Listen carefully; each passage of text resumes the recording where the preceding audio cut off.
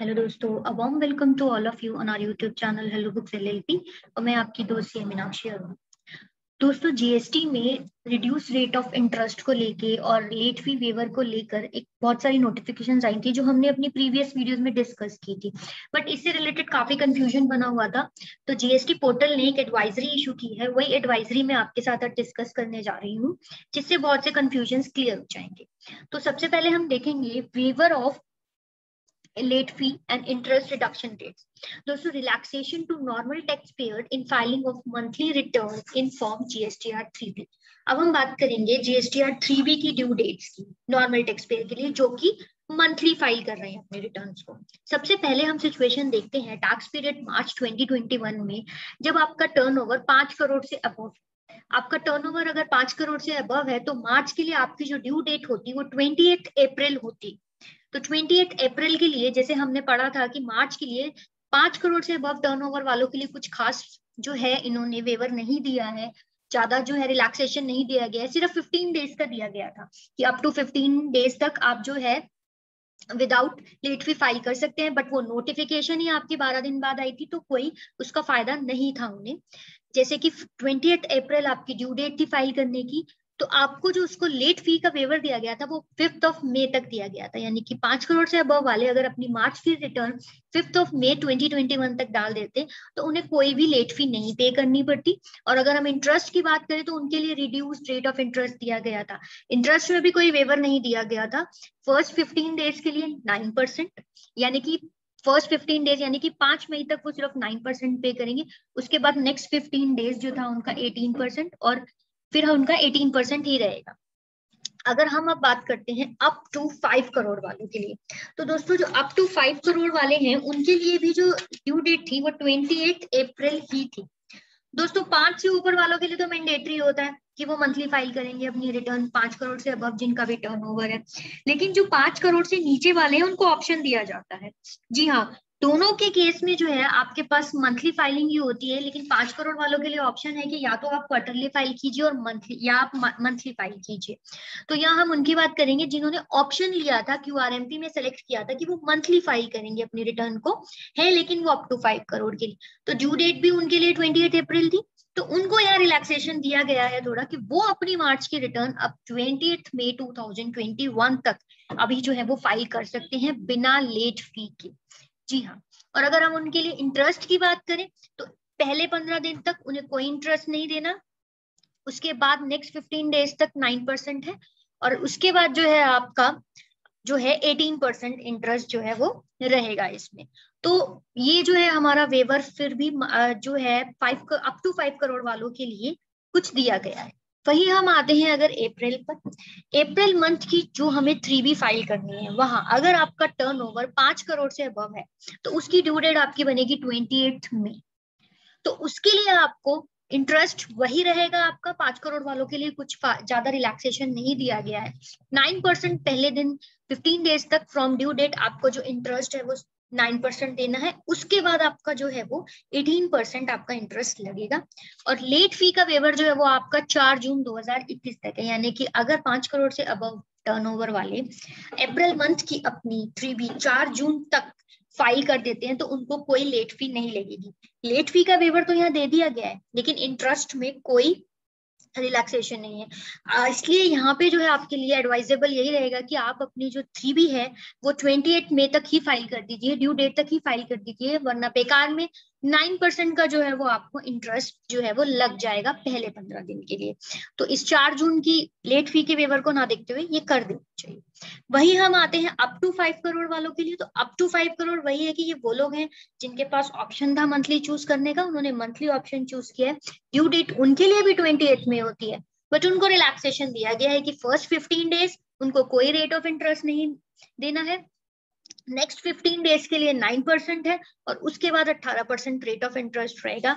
और उनके लिए लेट फी कब तक नहीं लगेगी, जब वो अपनी रिटर्न 19 जून 2021 तक फाइल कर देंगे।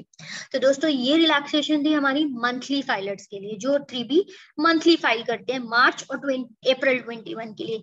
मई 21 के लिए आपको एज इट इज जो है चलना है रेगुलर, आपको उसी टाइम पे अपनी फाइल करनी है। सिर्फ 2 महीने के लिए रिलैक्सेशन है हमारी। नेक्स्ट हम चलते हैं, नेक्स्ट हमारी जो है वहाँ हम बात करेंगे relaxation in filing of form 3B quarterly bye tax payer under QRMP scheme.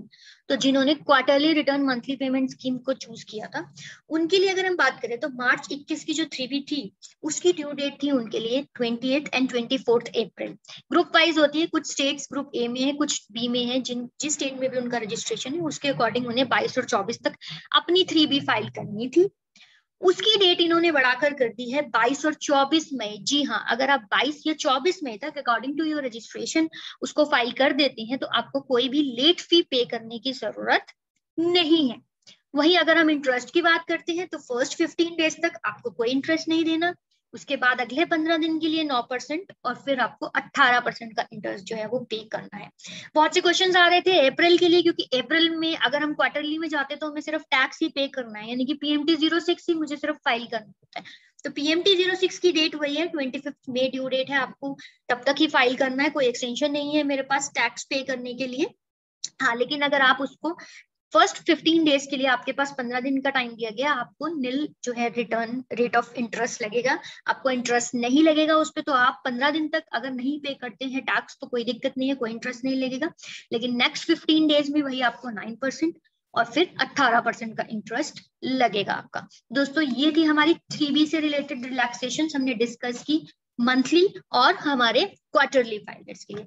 Next हम चलते हैं अपनी GSTR 1 पे, form filing of form for GSTR 1 और IFFY नॉर्मल टैक्स पेयर्स। तो अगर हम बात करते हैं GSTR 1 की, अगर वो मंथली फाइल करनी है, जिनको मंथली फाइल करनी है, तो मंथली फाइलर्स के लिए जो है वो अप्रैल 2021 की जो ड्यू डेट है वो 11 मई 2021 होती है, जिसे एक्सटेंड करके 26 मई 2021 कर दिया गया है। वही अगर हम फॉर्म IFF की, जो कि क्वार्टरली फाइलर्स को फाइल करना होता है, जो QRMP स्कीम में होते हैं उनके लिए ऑप्शन होता है IFF को फाइल करना। तो IFF की डेट जो थी हमारी वो अप्रैल 21 के लिए जो थी 13 मई होती है, लेकिन उसे भी बढ़ाकर 28 मई 2021 कर दिया गया है। अब सबसे बड़ा कंफ्यूजन यहाँ पे ये अराइज होता है कि 1 की डेट्स तो बढ़ा दी गई है 26 मई और 28 मई, वही अगर जब हमें 3B फाइल करनी होती है तो 3B में तो सब ऑटो पॉपुलेट होता है, तो फिर हमारा जो 2A का रूल 36 सब रूल 4 को हम कैसे अप्लाई कर पाएंगे। तो वही हम देखते हैं, जब हमने नोटिफिकेशन नंबर 13 जो था जब पढ़ा था उसमें ये क्लियरली मेंशन किया गया है कि अप्रैल मंथ की 3B फाइल करते वक्त आप सभी इनवॉइसेस को ले लेंगे, आप 2A 2B को कंसिडर नहीं करेंगे। आपके पास जितने इनवॉइसेस है आप सबको लेकर अपनी 3B टैक्स फाइल कर सकते हैं। आपको रूल 36 सब रूल 4 को अप्लाई करने की जरूरत नहीं है, सिर्फ अप्रैल मंथ की 3B में उसको आप अप्रैल को और मई को दोनों को रूल 36 सब रूल 4 को क्यूमुलेटिव एडजस्टमेंट करेंगे अपनी मई मंथ के रिटर्न में। तो इसीलिए आपको अप्रैल के लिए रिलैक्सेशन दिया गया है कि आपको रूल 36 सब रूल 4 को उसमें अप्लाई नहीं करना है, तो आप इजीली अपने रिटर्न्स फाइल कर सकते हैं। वही हम अगर बात करते हैं अपनी composition, NRTP, ISG, TDS, TCS returns के बारे में, तो उनकी रेट्स को भी बढ़ाया गया है।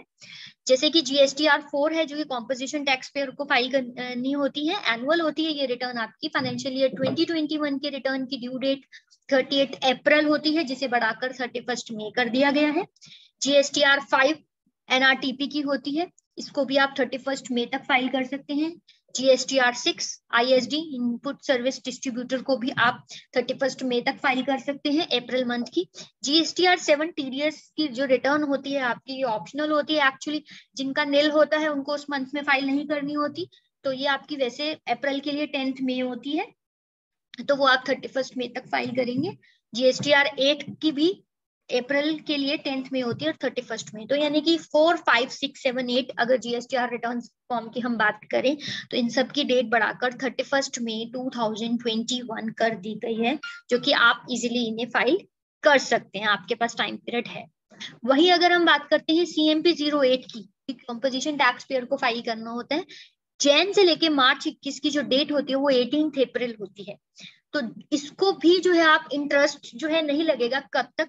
आप 3 मई तक फाइल कर सकते थे विदाउट इंटरेस्ट।